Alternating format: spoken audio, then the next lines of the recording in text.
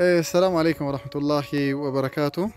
جماعة الخير، من أرى مسجد أرجتني كوني مسجد خوسر جرام شاشمني قند دوا فوري كيست إدو للمن ربي اتباجرو كان يجودا لفتك شوية سندور اللي فيديو سيني رجناتو رينا من هجرب بسني لا في سيجا دندم توي واد الدربمتي هجنا نو بيركم الدم ويكو فادا تونا مو مسين سدوم فدوم فاجربنا ما لا في سينكار إنبيتاتوري أما لفتي مسجدا نمرنو إيجار ورجني لفتي أجنها فكون قوتو نساجة جودا كارين كوبني توكوفي دب لما من تنقبته لفدوا خنقبته أكو مجرو خان رتك أركا خان دومني كرادا كراتا نجود أف لفتي كون قلي مسجدا تود أفي إدان سهود أن سكى سجق كله جدر نمنا ربي بيرا واكجيلتن كجافة نمت دكانة وفتناها إفتجت كجافة نتدي بتناها بدم تجت كاس مرة تو يجرون سراك كيف تاك جرو تنتهنا جرو ملك ربي سيجودو لف مسجد تدي بتناها الرابط إسم دتشي تكتي تكنمن ربي بجتة بيته خيري نسيد أب مالك ربنا مسنيته أجري النساء الآن أكتاني تاني ركني لف دوبت أنتو سني بتنير كان جهنجر أما كونو نمني manuma mooftu tanniin irra kaa'ee taaka waraabessa mancumaan garaajisee fakkaatu tunniin kaasaan isii olaanaadha. Kunoo manni kunillee kaasaa nu gaafate. Sharaan gurraachi duuba irra jiru sunillee kaasaadha walumaa galatti iyyuu.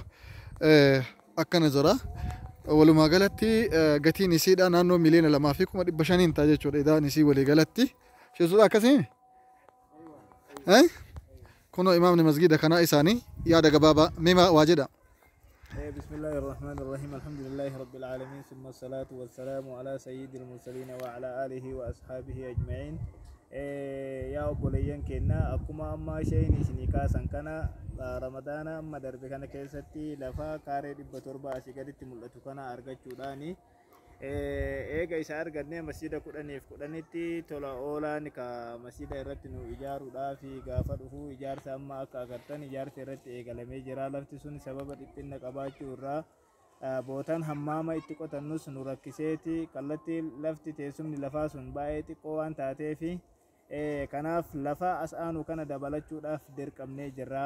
Osoo deeyniin lafa duraa sunuu nurra jiru haa ta'uti bootaan hammaamas waan hin jiraanneef lafti kun immootu afoo isaatiin madallaa iddoo barandaan irratti hojjetamus lafa kanarra bu'ee waan jiruufi walumaa galatti waan kana keessatti rakkannee jirra. Rabbiin isin haa gargaaru akkuma isaan jedhan kana dubbiin saaciduuna saacadakumullahu rabbiin isin haa gargaaruuti nu gargaaraa nu faana dhaabbadhaa isinin jennaa jazaakumullahu khayran. Akkasuma inshallah maal irra akka masgiidni gahee jiru irra deebi'ee isinitti mul'isuu danda'a.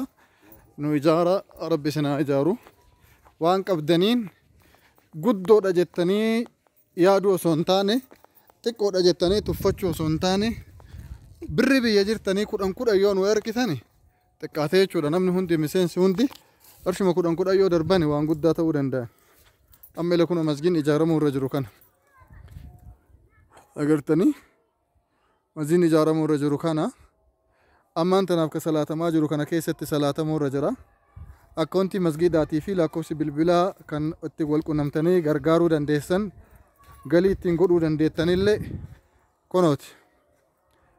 Lakkoofsi isaa baallee agartanii lakkoofsonni bilbilaa kan ittiin argachuu dandeettanillee kana akkaawuntiin galii irra gootanillee kana rabbi jannata isin haa galchuu rizqii badhuu isinitti haa kennu akkana jiran jechuudha.